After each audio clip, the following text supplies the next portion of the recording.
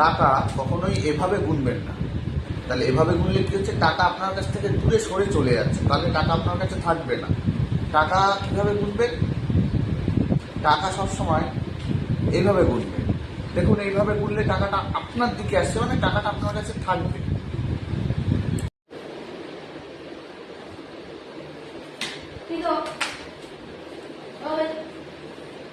কালকে একটা শাড়ি দেখে এসেছি, পছন্দ হয়েছে, কিনতে যাচ্ছি, রেডি হয়ে বসে রেখেছি, দাও 1000 টাকা দাও, দাও 1000 টাকা দাও।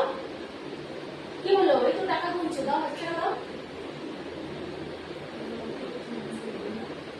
দাও দাও দাও, তাড়াতাড়ি দাও। আরে এই কটা হবে নাকি? আর দাও, এটা সব দাও, সব নিয়ে চলো। এর থেকে কি বুঝলে?